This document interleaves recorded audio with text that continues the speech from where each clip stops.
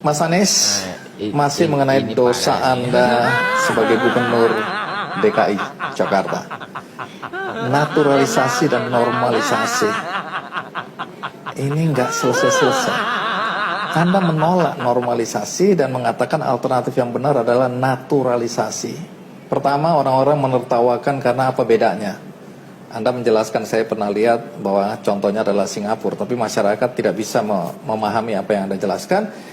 Tapi yang menarik lagi, orang bertanya, oke, kita sepakat naturalisasi, tapi apa yang dilakukan oleh Gubernur Anies Baswedan untuk naturalisasi? Mana buktinya? Kami melihat begini, bahwa di perjalanan bangsa kita ini ke depan, kita harus makin ramah lingkungan. Itu tidak ada pilihan. Kita harus bergerak ke arah sana. Sebisa mungkin, semua pendekatan kita dari mulai transportasi sampai urusan sungai itu mengandalkan kepada pendekatan yang ramah lingkungan. Itu prinsip yang kita pegang. Bukan hanya urusan sungai, semuanya.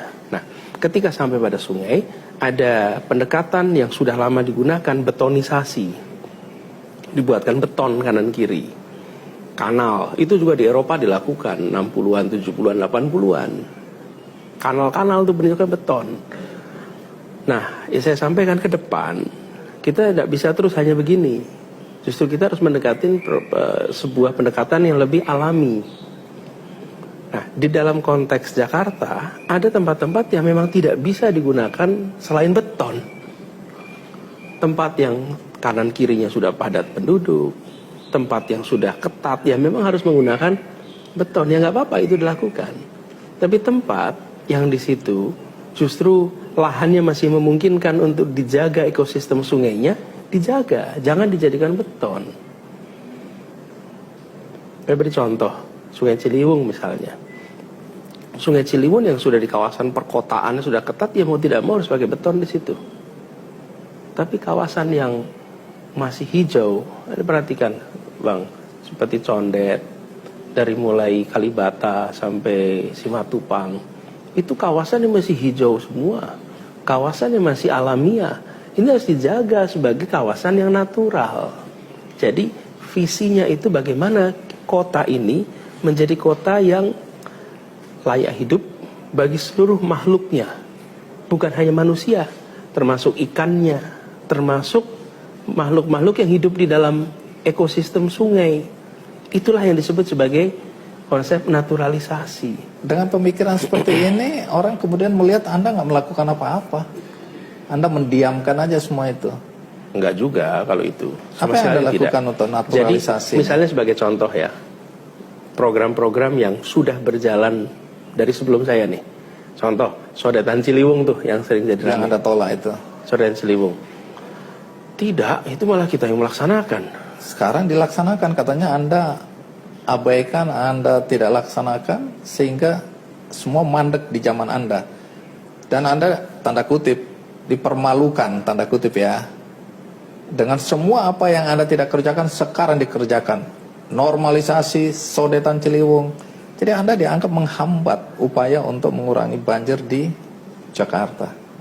Jadi Sodetan Ciliwung itu mandek bertahun-tahun. Ketika saya mulai bertugas di 2017, proyek itu nggak ada statusnya, berhenti.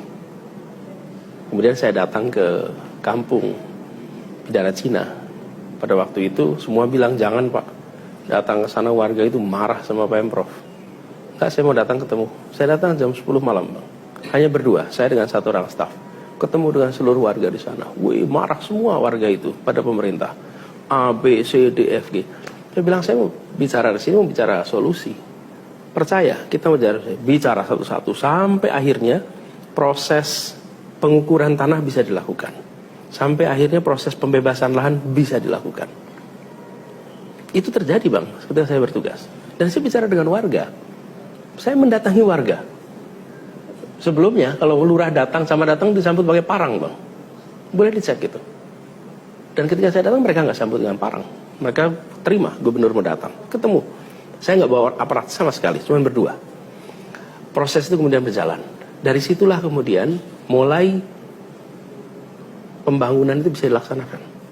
Bahkan ada gugatan-gugatan di pengadilan yang kemudian saya sampaikan kita nggak usah banding. Itu bukan hanya kasus di sini bang, beberapa kasus lain nggak usah banding, supaya proyek-proyek kita bisa jalan. Nah, ketika saya selesai bertugas di bulan Oktober 2022, Sodetan Ciliwung sudah selesai 50%. Itu fakta bang. Gak mungkin bisa Sodetan Ciliwung selesai 50% kalau gak ada pembebasan lahan, gak ada proses bicara dengan warga, tidak ada proses pengukuran. Nah itu semua dikerjakan. Nah ini kan jenis pekerjaan sunyi bang. Pekerjaan yang ramai itu kan peresmian bang. Ini pekerjaan-pekerjaan yang tidak terlihat itu dikerjakan. Tidak bisa kemudian mendadak setelah saya selesai dalam 2 bulan jadi. Ini simsalabim. Itu Bandung Bondowoso yang bisa